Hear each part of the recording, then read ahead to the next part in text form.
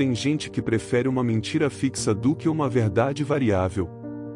Isso pode ter a ver com a insegurança das pessoas e a necessidade de plantar raízes para crescer. Não é o caso do deísta. Somos fundamentados pela razão e a razão pode evoluir com o passar do tempo à medida que o entendimento aumenta.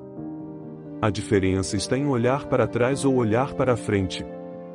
Já sabemos tudo ou ainda não sabemos nada? Nossa fé no Criador segue o mesmo raciocínio. É uma diferença sutil entre acreditar em Deus e acreditar que Deus existe.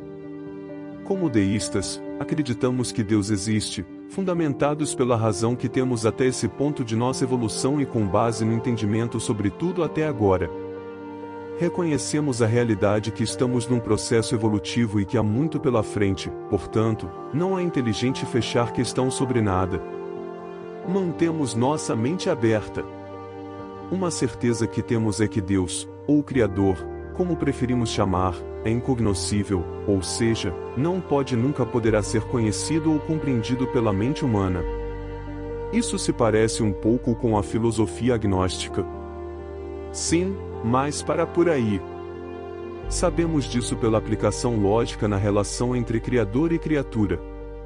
A criatura jamais conhecerá seu Criador, assim como a estátua do Pensador não conhece Rodin, a pintura da Capela Sistina não conhece Michelangelo, a Mona Lisa não conhece Leonardo da Vinci e João Grilo, nunca conhecerá Ariano Suassuna. Apenas como exercício, digamos que Visconde de Sabugosa pudesse escrever uma nova história do Sítio do Pica-Pau Amarelo.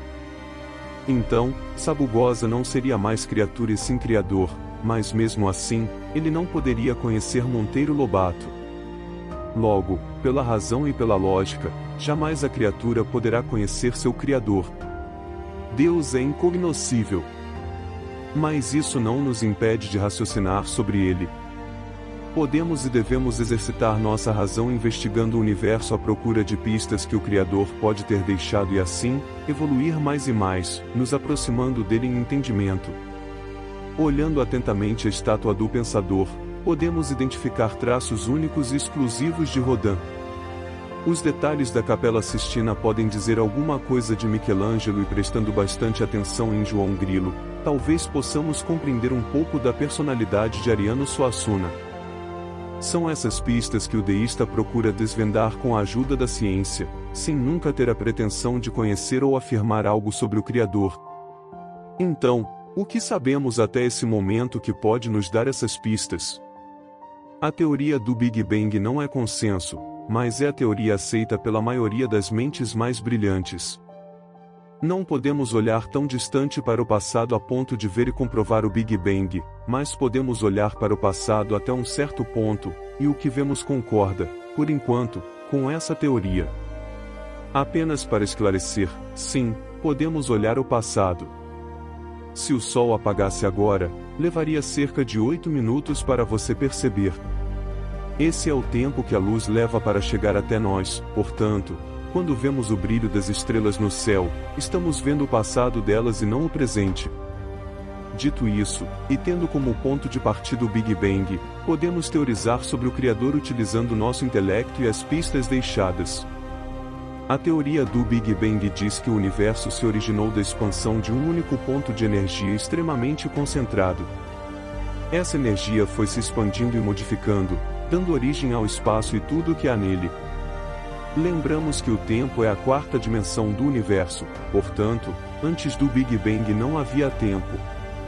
Isso nos dá a primeira pista sobre o Criador. Ele é eterno, sempre existiu e sempre existirá. Passado, presente e futuro são noções do tempo que só se aplicam à criação. Hoje, ainda não encontramos os limites do universo, a sua borda, mas sabemos que o que podemos ver representa 5% do universo. Existe 95% do universo que não interage com a luz, portanto não podemos ver. Sabemos disso analisando a ação da gravidade em certas regiões do espaço observável e por isso sabemos que há alguma coisa lá, mas que não é visível. Chamamos isso de matéria e energia escuras. Isso, talvez, nos dê mais uma pista do Criador. Ele é infinito, pois nada finito poderia criar algo tão grande como o universo. Também, observando a criação, mas agora olhando pelo microscópio, sabemos da existência de alguns fenômenos que são responsáveis por manter o universo existindo. Esses fenômenos são chamados de forças fundamentais e podemos encontrá-las em tudo e em todo lugar. O que é mais interessante nessas forças é que elas não se alteram em grau, ou seja, elas não variam. Você pode aplicar pressão com o seu dedo sobre uma base sólida variando a intensidade. Você põe mais ou menos força e isso altera o meio. Isso não acontece com as forças fundamentais. Seus graus ou intensidades são as únicas possíveis para manter o universo existindo. Um pouco mais forte ou um pouco mais fraco e o universo não existiria como é. Essa é outra pista do Criador. Essas forças são exatamente o que precisam ser para que tudo exista, então podemos dizer que a vontade do Criador se expressa no universo em tudo e em todo lugar. Ele é onipresente. Essa vontade do Criador é a base para a existência da vida. Graças a essas condições únicas é possível existir vida e a vida parece ter um propósito. A vida se multiplica, se adapta, se expande e interage entre si para gerar mais vida. Esse propósito da vida está presente em cada célula de cada organismo, desde o mais simples até o mais complexo. A natureza da vida é evoluir e não há o que cesse esse processo. Não há como interromper a evolução da vida, portanto, concluímos que o Criador nos deu um destino. A vida precisa crescer, se espalhar e evoluir por toda a criação.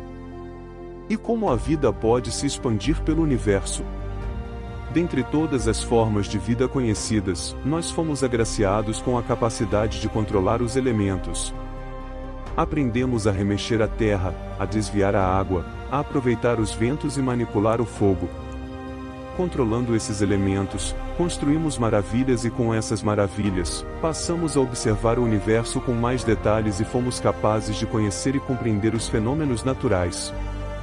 Usando esses fenômenos a nosso favor, criamos ferramentas e máquinas que multiplicaram nossa capacidade de controlar os elementos. E esse ciclo não para. É um ciclo interminável de evolução que sugere apenas um objetivo: expandir e continuar a vida, para além desse pequeno globo flutuante no universo, evoluindo e compreendendo cada vez mais sobre toda a criação até o ponto que nos for permitido compreender.